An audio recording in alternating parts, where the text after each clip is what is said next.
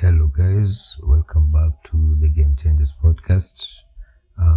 Thank you for tuning in today. I'm your host Bilogada, and yes, I know it has been a while since I last made a post. First, I would like to apologize for that. I'd really like to ask for your forgiveness. I'm really sorry for that. I can't really say much, but let's just be happy that I'm back. And I'm aware it's been over a year. It's taken me quite this long to be back on the podcast. But here I am. Thank you once more for tuning in. I'm your host, Bilogada. And today I have a very thought-provoking episode to share with you guys. So if you'll just sit down and prepare yourself, because this one's going to be a bit interesting given on the nature of what I'm about to talk about. Yeah, it's going to be quite a very interesting show if we speak, but let's see how this one goes. And before we can proceed, if you're new to the channel, welcome. This is the Game Changers podcast, where we normally talk about the mental situation of human beings and your mental state, and the various topics that delve into such forms of matters. And I'm your host, Bilogada. This show is normally co-hosted by Henry, but ever since he had larger commitments to get into, I've been left into the ownership of the channel, but I won't speak much of that. I think there are other episodes can really speak on that well. But once again, thank you and welcome for tuning in this show. This is the Game Changers podcast once again, and welcome. And today, you, our guest, and everyone else are going to be interested by what is about to be talked. So today, the topic I'm about to delve into is awakening. Yeah, and this one focuses on a 12-part segment that will dig deep into what it means to find that awakening path and how you awaken instantly. So, before we even go straight down the road and explaining all that, we first have to get into the point of understanding what this awakening usually is, because you cannot be claiming that you have received the awakening if you first may not understand what the awakening is. So what is this awakening? Which I will explain by telling you that it's normally a moment that is seen as a moment of clarity. It's like at this point when you see these distractions normally that you appear in front of you in life, like it's normally clear, and you gain a whole new perception of what you experience in the world. It's like, how can I best put it? You find yourself experiencing, let's put that into quotes, experiencing the world in a whole new level of perception. Like what you'd normally see or even understand or even feel, it's somewhat comes with a new sensation. Yeah, so that's the moment of that's awakening, and it's normally when you view the world with new eyes. But it's not just a moment, it's an entire, think of it like as a character development. Yeah, that's what awakening truly is. And for those who have experienced into it, I think you might relate mostly into what I'm about to talk you to.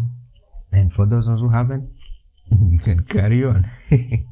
Because as always, this is the show that will have to speak about such matters, get you into the know, get you understanding what we truly mean into what of every single bit of the topic that we speak. I think let this topic just serve and speak for itself. And for anyone who maybe getting into the path of awakening, I think the information on the show can be helpful to you in some extent.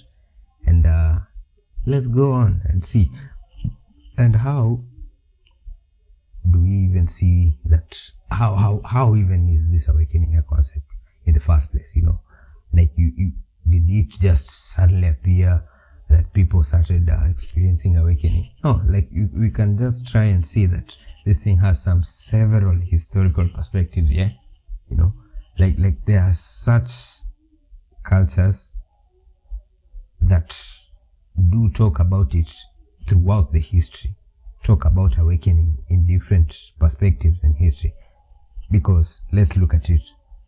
Example now, yeah, the Buddhists, who normally have the monks and maybe say the Buddhist inscribers who mostly spoke about awakening as a form of enlightenment.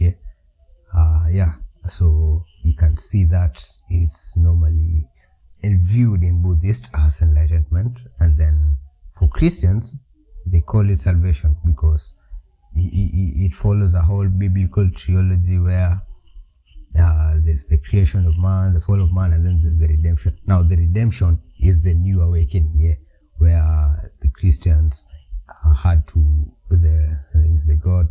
God had to bring out his son and bring out the salvation, and having Christians receive that salvation is kind of the new awakening in their point of life, where Christians view life differently.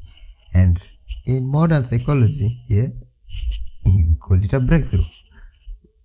Maybe you had a serious tough time, or you've just been on a normal routine for such a long, and something radical does happen, but with that radical change there comes some level of peace.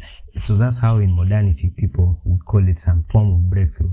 Like it's some point where things just totally changed, totally changed, either for the good or for the worse, but that's how it is. So these historical perspectives offer different approaches into what awakening poses to be in different levels of society. And these are the concepts we will discuss today, by the way.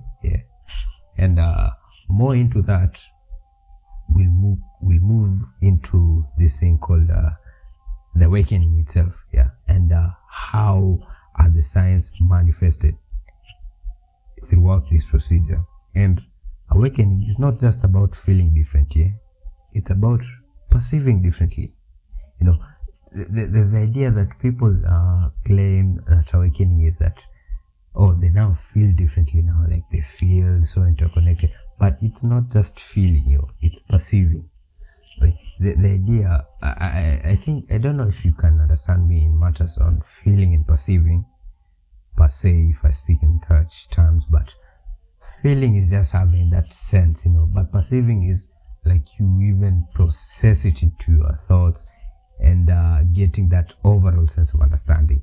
And so these are such of the signs that will suggest that one is on the path to awakening. But you must have to understand that this awakening thing has to be top mounting to you. Like it has to be the very first thing, such that you'll be able to understand it's happening in you, so that you'll be able to witness these signs occur in either you or someone else who you observe or notice these changes happening to. So what are some of these signs that we do explain that someone is undergoing an awakening? So we talk one of it as maybe say heightened perception or a sense of clarity, more so if it appears like a first time experience. Ever felt like the turning point has occurred and then you suddenly feel that as if whatever you have experienced right after the turning point, which may have occurred to you, either comes up with a new sense, maybe if it's something of a similar routine. Maybe say you wake up every morning and find yourself going to work, and then maybe say you get to the public transport, and on your way you see people getting onto the car, but on your way to work you are like, this one feels oddly refreshing and a bit more interesting to see, like the perception on how you are with the people, your way to the work, you questioning your levels of maybe you yourself questioning on how and why you even wake up to work, or even how the morning just feels so, it felt so utterly so satisfying. That's some sense of perception.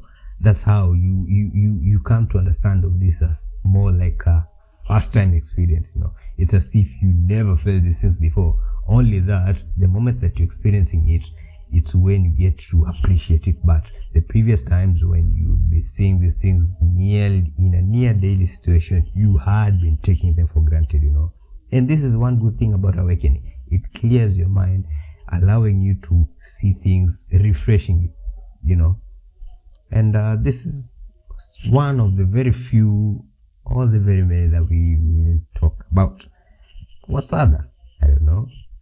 We can see about something that deals with something to do with interconnection, and this gets us to our second sign, something to do with the sense of deep connection or deep interconnection with almost anything and everything, and the general universe.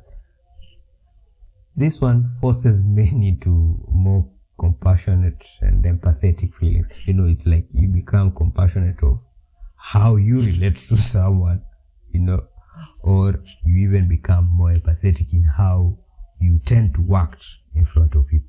Like, for once, most of these people who undergo awakening usually portray this sense of empathetic behavior, where they'd be able to understand situations just simply because they really feel that deep interconnection. Like, they feel like the person, the individual experiencing this form of awakening is somewhat more similar, or there has to be a link between this person and the person in a different situation. Like, they just happen to envision themselves in the same manner. That has to be what it is, about awakening. It gets you into that form of feeling that I am deeply interconnected with them. Like, their lives does have a purpose to me, and so does mine to them, and so do each and every one of these individuals who I am with at this point of time with. That's the entire thing. And another sign we can think of here. Think about this. For those ones who have undergone awakening, I think it's much more manifesting in this form. Have you ever felt so still? Like, literally, things happen where you would naturally go into a frenzy, or you would naturally react in situations that would occur or offer some bit of controversy and conflict. But in such states, you now appear more calm, more still. That is also one of the parts. Like, being in an awakening situation provides one with experiencing peace in most chaotic situations, and you become still internally. Like, you just learn to, I don't know if I can call this letting go. No, I don't think so. But what we can really see is that you just become utterly chill, if I can just put that into informal terms. Like, you just become literally at peace, maybe. Like, situations do not even bother you. Like, provided you are still, it's like, it's just okay for me, provided it does not really have much profound impact on me, or even if it does, it wouldn't even take a hit on you. It's like, oh, it so happens anyway, so you just stay chill. You're just at peace with yourself. That's the thing. What else? Apart from being still, having a heightened perception and clarity of everything and every experience, and feeling so deeply interconnected with every person, something else is gaining intuitive insights, mostly on these three matters about your general life, your purpose in this earth, and how you perceive the nature of reality, which appears to be much more similar to existential crisis. By the way, for those who know what existential crisis is, and if for those who may not have an idea of what it is, this is when you normally go into situations of experiencing these kind of existential questions, or questions that really challenge you to ask yourself about why are you here, what role do I play this at, how am I even here at this point in time. Like, you just challenge yourself with these questions, and that's the same thing occurring with awakening. You feel this thing that you need to question yourself on your purpose. Like, what are you even doing here? What are you even doing on earth? What are you even doing alive? Yeah? Your life in general, like, okay, up to this point that I am living, what impact does my life have on all these people? And these things do emerge such that they try to guide you towards this sense of understanding yourself a bit even more, if not less. It gives you that sense of thought understanding, knowing that even so you may have not found your own sense of purpose, but at least you are on the path to it.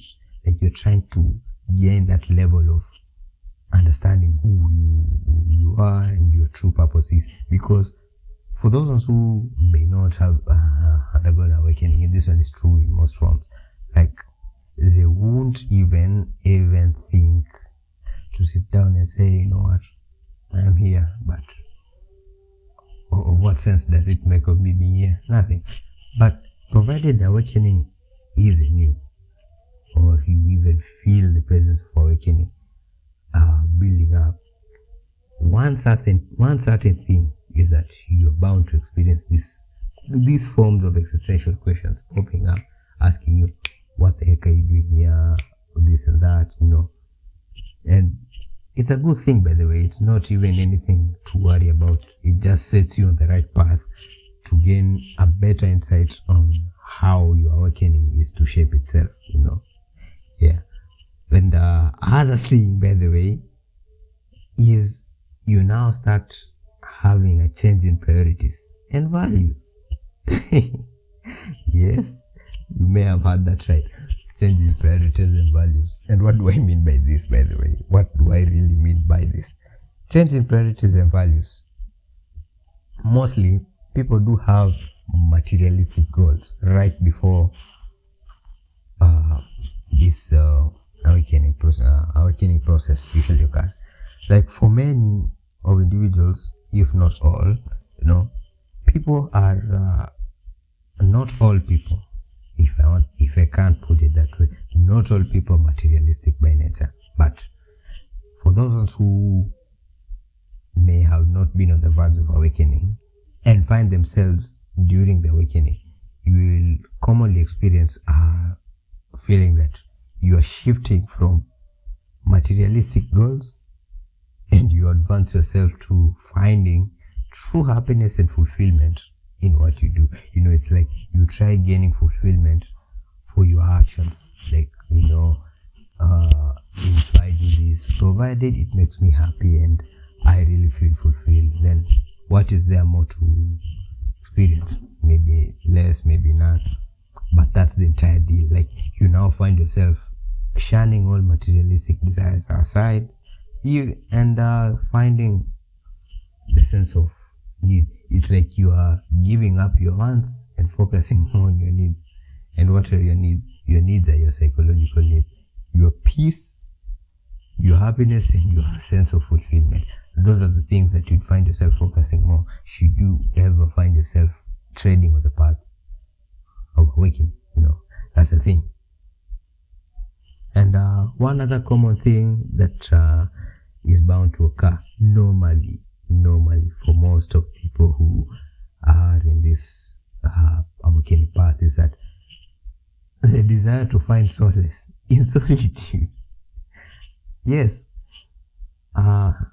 Society is normally the society acts or is inherently poised to make us social, but during this awakening procedure, for most people, you'd find yourself withdrawing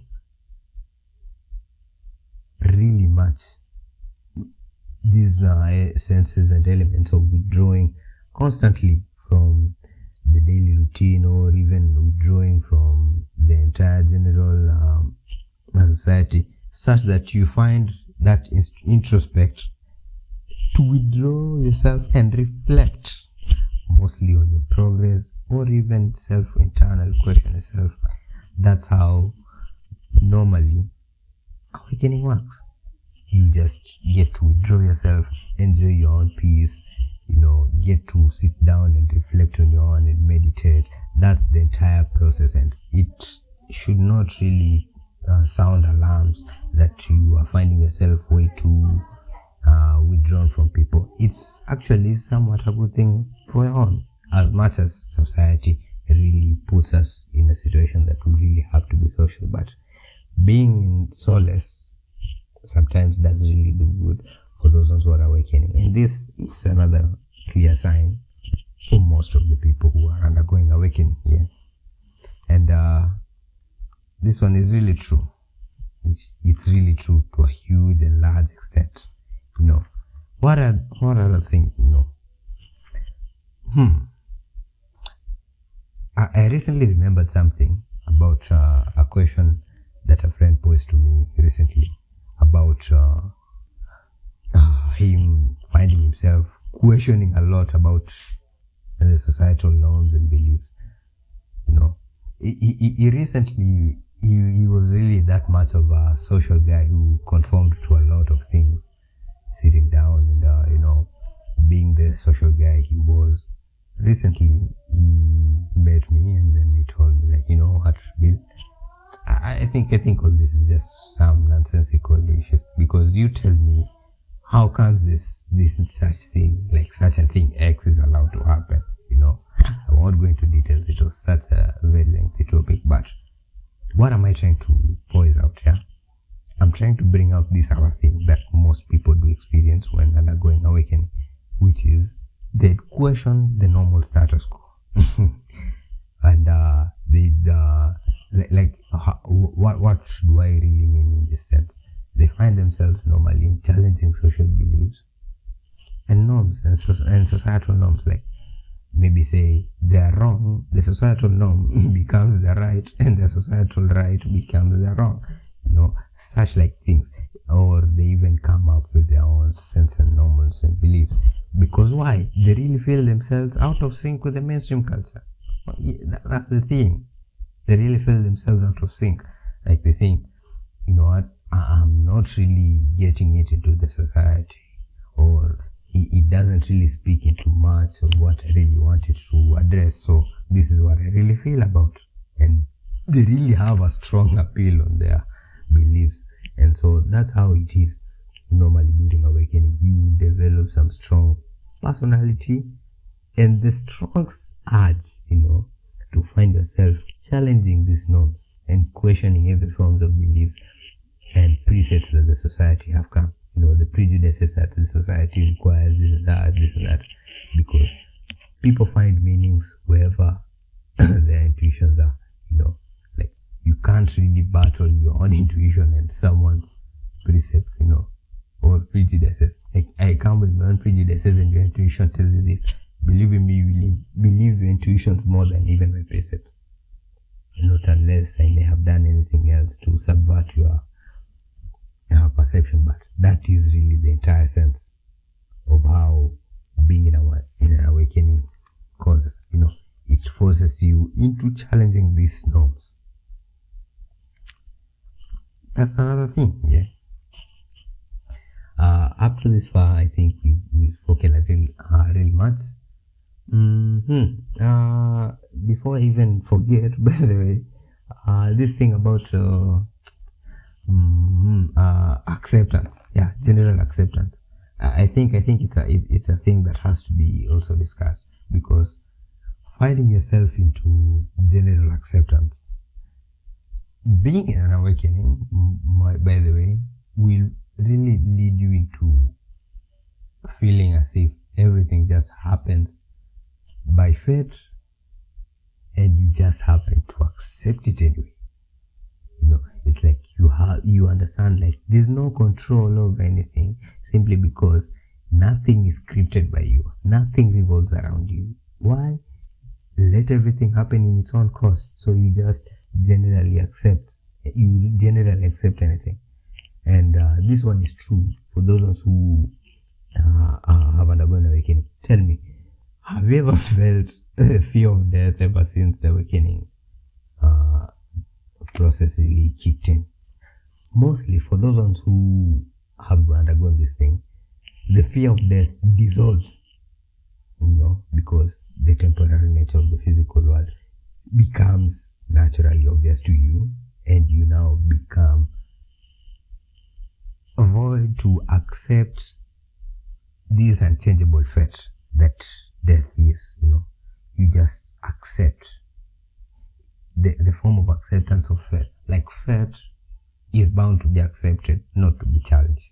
That's the thing with most people in undergoing awakening. More so for the monks, like they'll just tell you, as the river flows by the stream, so do people obey the will of fate.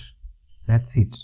Just as the water flows along, just as the water flows along the river, just as the water flows along the river, so does people obey the will of fate. And that's it. There's nothing you can do to change fate. Nothing at all. That's the thing. And that's much to do with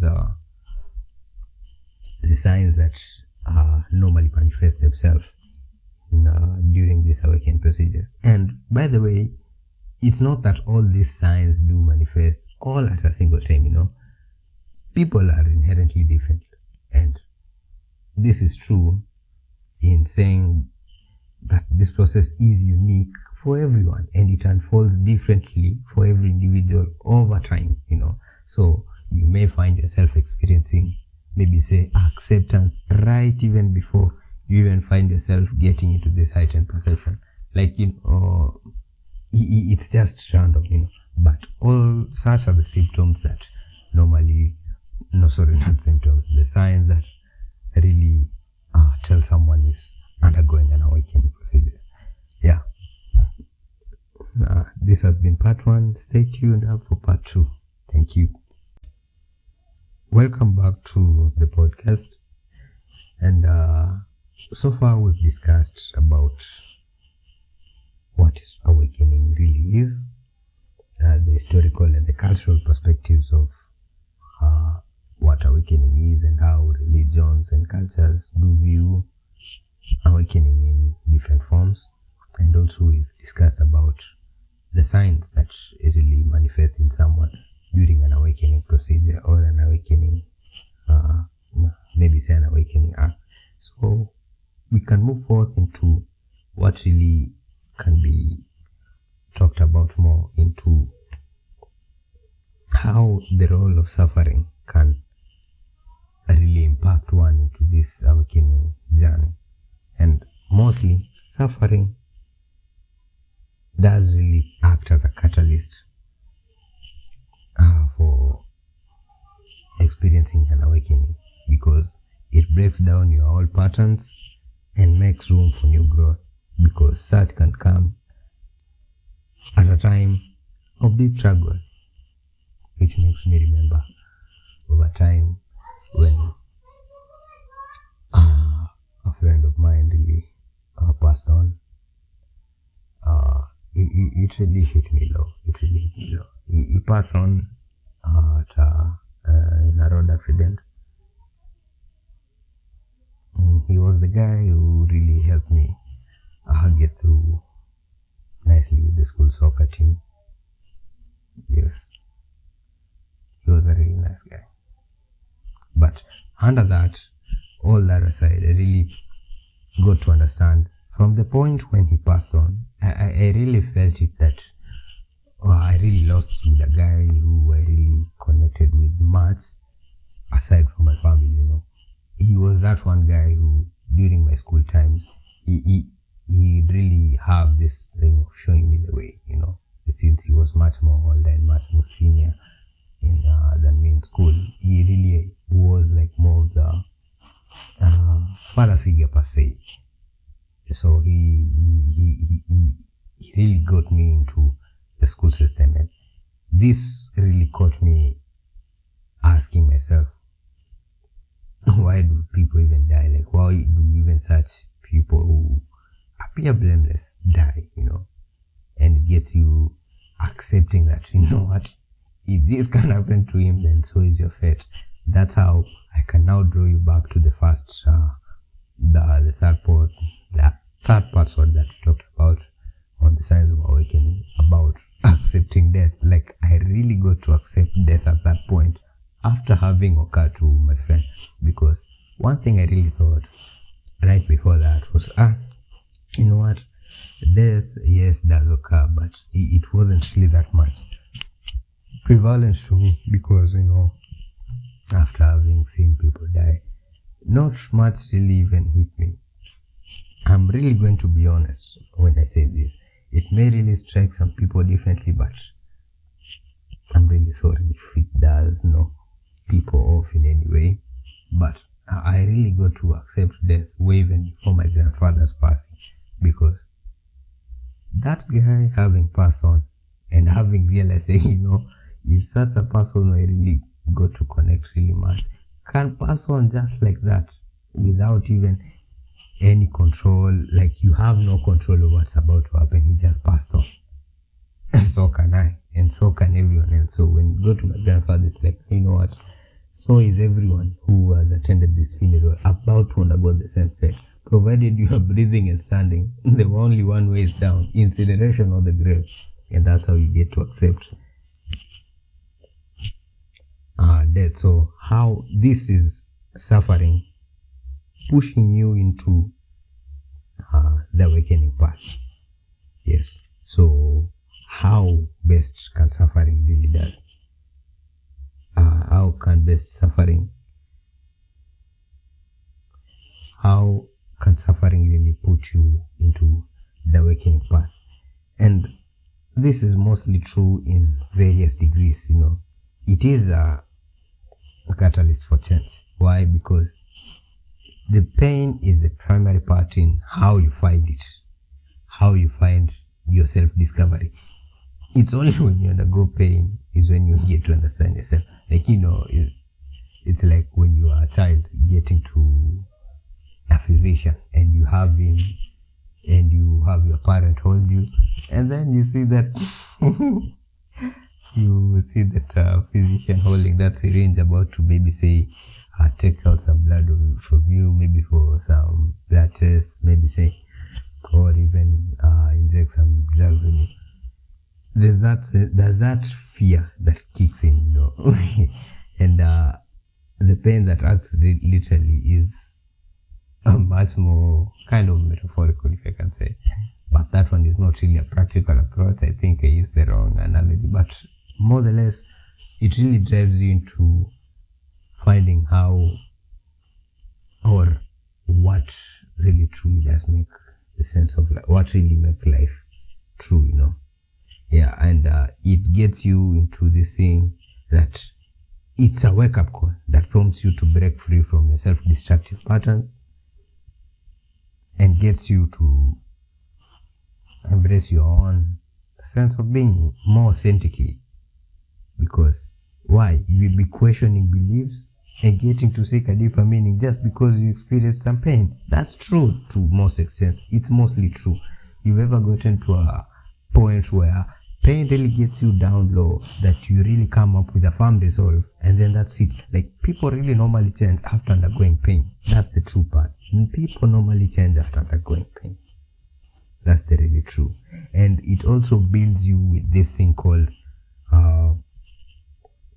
it builds you with compassion. You now become compassionate on most situations just because you are also vulnerable to and subject to feeling the same thing as anyone else. You can witness and experience others' pains and be motivated to lower the suffering. and promote healing and even well-being for them, Yes. And this is the point that you will even find yourself least resisting mostly. You would be least resisting. You'll be less resistant during such time. So that's the good thing mostly that pain really has, when this is the role that pain really drives you into awakening. And we'd also lastly look onto the impact of awakening, and then later on focus on the challenges of staying awake. And so what's really good as awakening? What's good is awakening really? So awakening mostly has some key impacts that really manifest themselves and can be far-reaching in various aspects of life. And how is this even true? In one, self-awareness. You become increasingly self-aware of yourself. Like, you can be aware of your own thoughts. Like, you even become consciously of your own emotions and even behaviors and one thoughts as well. Like, you even find yourself being happy, and then you say, oh, okay, now I'm happy. Okay, you undergo some emotional turmoil, and you are like, okay, yeah, this is it, I'm sad. But it gets you to the point that you understand your thought process. It gets you into more logical thinking. You even understand and accept most of what really goes in within you, and it creates you in this sense of getting you to identify and understand your own issues that can also hinder your own personal growth and development. Yes, that's one thing that awakening really does, by getting you into being more self-aware of yourself. It's like you now get to understand. It's like a turning point for you. You understand yourself before understanding others. Another thing, you are highly compassionate and gain empathy for others, because you can really understand the pain of others, knowing that you're also subject to the same, So it can really build well on your relationships, both personal and professional. This is really a good thing. Undergoing awakening really gets you more compassionate and more empathetical. So you become more human. You really do become more human. One other impact that is maybe pre-discussed was the improvement of relationships. Positively, yes, because as you become more self-aware and compassionate, you also are able to communicate with others well, and even deeply, and even express yourself well. That's really a good thing. That's really a good thing for most of the people who are really self-aware and have undergone awakening. They're really good at expressing themselves. Really, really, really good at expressing themselves. That's a really good thing. And one other thing about awakening is it gets you into leading yourself into a more peaceful and joyful life. Because why? You become aligned with your own true nature, and you experience a greater sense of inner peace and contentment. You become contented with yourself. Like, you just understand, because what you have fully unlocked the true meaning of what you are. You have already channeled out your meaning towards life. So you are fully responsible for your own happiness. And why? You can't really be brought down by anything, because you know why? You are just happy, you are more peaceful, you are more joyful, because it's your own true nature manifesting itself right after you become awakened. That's it. You become more contented with what your achievements, your personal possessions. You become less materialistic and more, sentimental. Yes, more sentimental.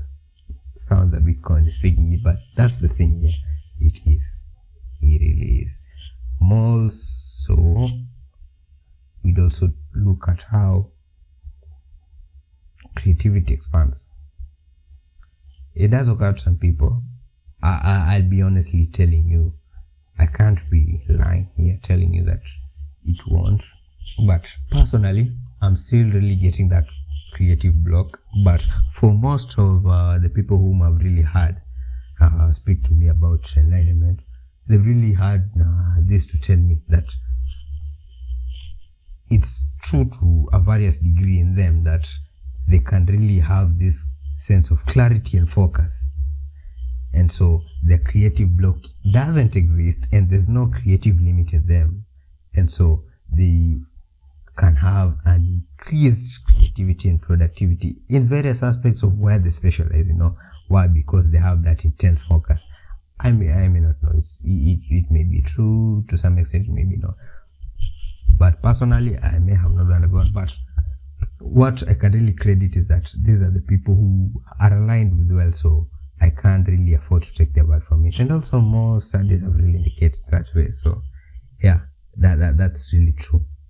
So you can't really have enhanced creativity and productivity in the following aspects. Maybe you can really get to collaborate better. You can have an extensive knowledge on maybe a matter, maybe have or gain some transparency of thought, maybe getting to understand something very clearly well, or you even streamline your thoughts, getting how to express yourself well, and even you can get yourself to be more accountable. That's really good. And that's the really good part about getting into the awakening path. Sorry. Yeah. We'll move forth and get back to part 3. Stay tuned. The interlude. Really interesting to hear. And thank you once more. Still on the episode. We can now finally delve into the last little bit of what this topic today was really about, and we can move forth into the challenges of staying awake. Yes, even as awakening, as good as it is, or as good of an experience as it poses to be, there are really challenges to staying awake. The state of being mentally aware.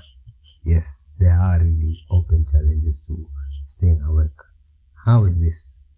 Because maintaining clarity in a world that is designed to distract the enlightened is okay. It's normal. It has to.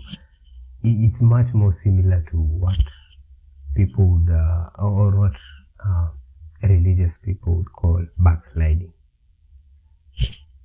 Much more similar. Yes, makes sense. Well, some of what I'm about to mention are how you can end up really finding it hard to stay awake during your awakening process. And it's normal. The only thing is to build resilience and stay true to the path, as tough as it seems. But this is how life is meant to be sometimes. Nothing is always straight. No path is ever straight. No path is ever made for you. You just have to make that path. Charter your own path.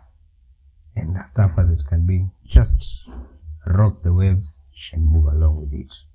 And so some of what I'm about to discuss will really highlight how it is hard for a person to keep on just stay in the awakening, or being in the zone, being in the meditating zone of being in the awakening process. One of it is the fear of the unknown. Well, it's normal for every person. How does the fear of the unknown occur? Sorry about that. How does the fear of the unknown occur? Well, we'd mostly see that with everything new or trying new things, it's really a bit more less promising to try something new.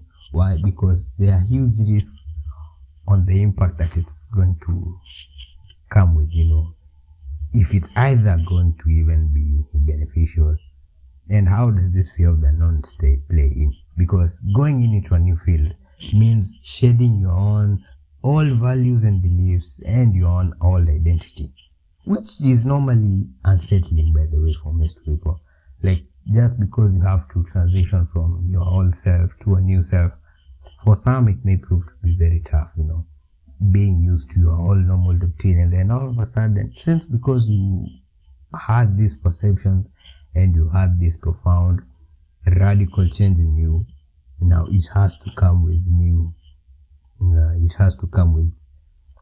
values, beliefs, and everything in it, which is sometimes very uncomfortable, but it has to, and this can normally lead to internal resistance and desire to retreat back to familiar patterns. Why? Because you're just familiar, or if it ain't broke, don't fix it, that kind of thing. And so this is how you become normally internally resistant to such, and you just find yourself going back to old patterns just because you prefer them more to this new experience that appears to be a bit intense for you to engage in. But it's normal. The fear of the unknown is just meant to be overcome by just acceptance. Sometimes acceptance of the unknown is just one thing able to overcome this thing. It's the one thing that is able to get you kick-started with this new path, new journey, and forging a sense of transition from your old self to a new self much more smoothly, because you're able to accept it. And that's the thing. You fear the unknown. That's one really big challenge for many. Another thing, by the way, overwhelming emotional turmoil.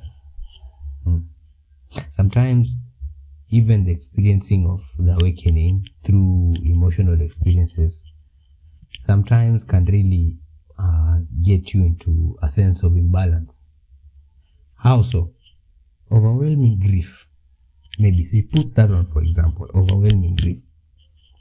Overwhelming grief can really put you down in a sense that you even fail to understand or even fail to even experience the awakening. Because why? Being caught up in the moment of grief, being caught up in the act of grief and focusing on that emotion may sometimes really blind you from the experiences that do come with it, simply because the grief is way too overwhelming to, even ignore. Because everyone is a human, of course. There always will be emotions triggering each and every part of us, so long as you are identified as a human, and that's the human part of it.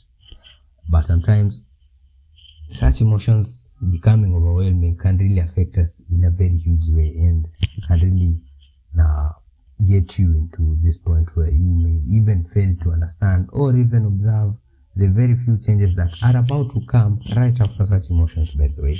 And this one may lead into lack of stability, and it may force you not to stray true to your awakening path.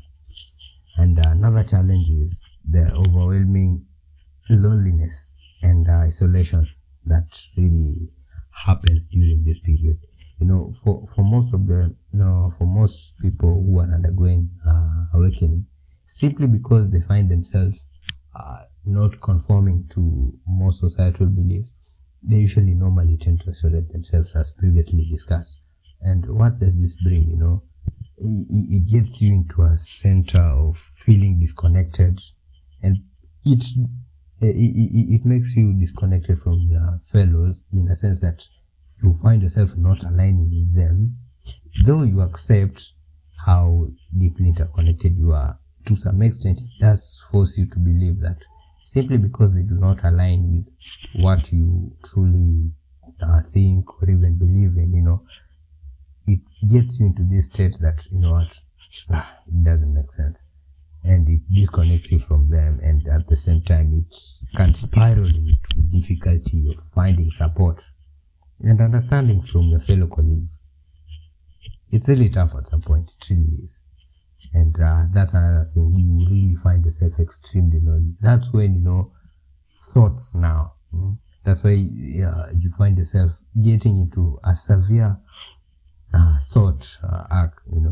For most of the people, they'll be telling you one of your biggest enemies is your thoughts, and loneliness is a really good catalyst to that. Get yourself lonely, and you will realize how much your own conscious thoughts really get you into fueling this loneliness. That's why it's much best that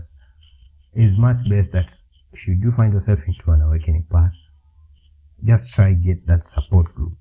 Get that support group of people who will be able to, who you are aligning yourself with, who you align your beliefs and with, and your identity with, and as well such that they can be able to guide you through, and even those who have undergone the process of awakening before you, so that they can be the guiding light and help you be your main support, because loneliness is truly one of the biggest reasons into why awakening can be sometimes difficult to handle, because being alone is not really something that people really wish on themselves, as much as it's inherently pushed forth by societies today. But being alone really poses a huge risk than being with a familiar support group, and that's one thing that it is normally prevalent for.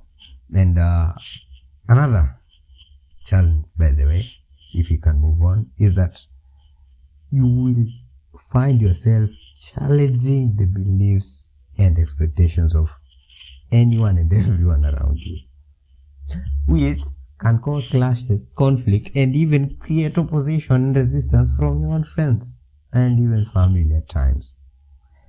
This brings up huge tension.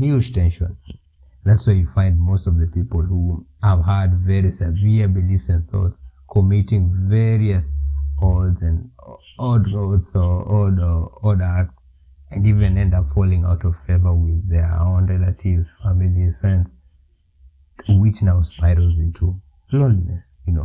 So long as you fight off this loneliness by aligning yourself with the people who can gratify your beliefs and values, you can, provided you have that support group.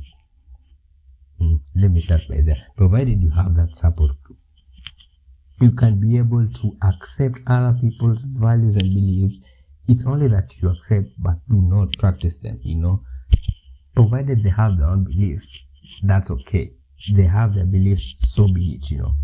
But it's not up to you to practice such their beliefs. Provided you have your own strong beliefs and your awakening truly matters to you, then it won't really matter much to them. But one big challenge as well that can really find you into loneliness, which can really get you into the loneliness, is you challenging the beliefs and expectations of the people around you. This one is really common. You find people even resisting very sensible cultural beliefs just because they claim to have the awakening. But provided the awakening is genuine and it's of true cause, then I think the conviction is really strong that resistance really doesn't really matter to most people. But provided you have your beliefs and expectations, you may find you may challenge other people's, and that it may be good constructively. It may be good constructively, but it's not really great when retrogressively challenging other people's beliefs just because you want to push your own beliefs on them. So challenging beliefs of other people's is also another thing that really comes up strongly when undergoing this awakening process and the path to enlightenment. One other thing, internally, this small thing called ego, however you want to define it, I call it small, others call it big. This small or big thing called ego, my God, this thing called ego also has a very huge role. The ego's resistance, by the way, because your ego wants to maintain your sense of self and can resist changes that come with awakening by trying to sabotage your efforts, create distractions and self-doubt. Your ego, you find something meaningful, but simply because your lack of confidence of trying it, or your ego perceives it at it's not even meaningful to practice. Like how do the other people perceive me? You superimpose your own ego. Excuse me. You superimpose your own ego, and then put yourself at the risk of creating self-doubt onto the newfound beliefs that may be sensible to even what your ego puts across. And then it creates this sense of, since you now have that self-doubt, it now sabotages your effort by getting you very many destructive things, so that it derails you from your path of enlightenment. That's the ego. It works invisibly. You may not see it, but it does happen. It usually happens for most of the people. Most of the people have really encountered situations where their sense to be inherently superior, can really challenge on how they want to practice beliefs that would otherwise portray them as not superior to others, or maybe put them in a sense of equality, where in other sense their ego would prefer them mostly superimposed than other people. Maybe say this matter of compassion. Compassion is something that the ego mostly can't handle. Compassion is mostly for self. The ego is usually tasked with self-compassion. You are self-empathetic and self-compassion, but egos are not inherently built to be compassionate to others. It's only morals and values that force us to be compassionate to others, but your ego doesn't. That's one thing. Your ego doesn't. So, other than that, this awakening applies the same in true for the same compassion. Your ego doesn't want to accept your newfound beliefs and values in awakening. So it sabotages your efforts by getting you distracted and creating that self-doubt into, like, wait, these things do not work. Like, I'm already fine before. I really need to be more superior than myself, I need to be superior, even more than myself, more than these people around me. And it doesn't really matter, Yes, that's the other thing. That's the other thing I really had to put across before I had to move along. That was the one thing that really clicked recently when I was reading something material in the library. Yeah, that was it. And another, the illusion of separation. How can I really put this across? The illusion of separation. Let me see this into this context here. Let me align it with this. The illusion of separation and recognition of interconnection. When you recognize that you are interconnected with everything, it becomes challenging to idealize or grasp the concept of being interconnected, and can force you into a feeling of being confused and disoriented. Maybe that statement may be a bit confusing than it seems. Let me just refresh. When you allow yourself to understand that you are interconnected with the fellow people around you, like you have a purpose to this person's life, or this one has a meaning to you, and this one has, and everyone's lives are geared up just for the purpose of functioning and living together, This in itself is a very challenging concept. Thinking that you are interconnected with someone else is something very, very, very tricky to get the idea, And so, because it's very hard to understand, not really that hard, but it's very complex to understand, it can lead you into feeling confused and disoriented, and that's how you can even it in the end gets you into the point of saying that, this thing is very confusing, not worth it. Like, I'm really being sent into back and forth spiral. I'm just spiraling between this and that. Like, I'm not really getting to a point where I can understand, like, yes, this is it. Like, you're just spiraling into endless questions, and so what of this, and so what of this. It's very tricky to understand how you are interconnected with this, and even though it may not clearly impose itself at the time that you observe, but that is a thing.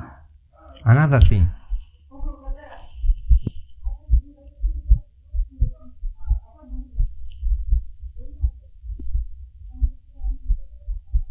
like all forms of learning, the insights and experiences gained during the awakening need to be integrated into your daily life, and this can prove to be a challenging process because of what? It requires ongoing effort and commitment. Just the same way as you are in schools learning, in colleges learning, in universities learning, or even in your daily life as learning. The sooner you learn something, you must apply it. People are humans are. How can I explain this? I had someone telling me something about the illustrations. Humans work best with illustrations, not theory. And so, if we get to learn something, it's best at how it's practiced. So, what you understand and the experiences you have achieved during this awakening procedure, it has to be integrated in your daily life practices, and such can be very tough, knowing that you have to be consciously aware, practicing all these beliefs and the values that you have gained throughout your process, and it's something that takes harder effort and commitment to consistently get into that state of awakening and being fully awakened in this present day and time. It's very challenging, really challenging. Yeah. And so, that was the episode today. Thank you for tuning in. I'm your host, Bilogada. You can follow us on our social media platforms at Instagram at The Game Changers Podcast. That's The Game Changers Podcast. I'll leave a link in the podcast description, and you can also drop a rating. And thank you for listening. And once again, I really like to apologize for the long time it does take for me to post. Like I can tell you, even as at the time I am making this podcast episode, there is that really huge conviction as to what this podcast is talking about. Like, this podcast has a huge conviction on me personally, on myself personally. Like, there's something that this podcast really speaks to me. Have you ever been, I'd like to speak to the Christians mostly in the audience. I think Muslims, you'll gain an insight from what I'm about to say. Well, for most of us, for Christians, settling into a church service and having a sermon where a priest or whoever reads the sermon decides to preach, and then whatever is being preached is actually something that really speaks to you. It's like as if it gets you into your consciousness, and it kicks that conviction in you. It's like, wait, this person is really describing me. You really feel as if the word or whoever is preaching the sermon was as if he was really talking about you, as if he knew your situation. That's the thing that was going on in today's episode. As much as I'm talking about it, just be aware and be sure that this thing has also spoken to me in a huge way, and that has really much to do with my inconsistency in podding. But hopefully, just hopefully so wish that I can really carry forth with this. I know I have really told myself that, but I think it's time, there has to be a dead end for every phase, and I think this one has to be, and with your support, I think that one will be well fine. But once again, thank you for tuning in to the podcast. I've been your host, Bilogada. This has been the Game Changers Podcast. Arrivederci, and see you in the next episode.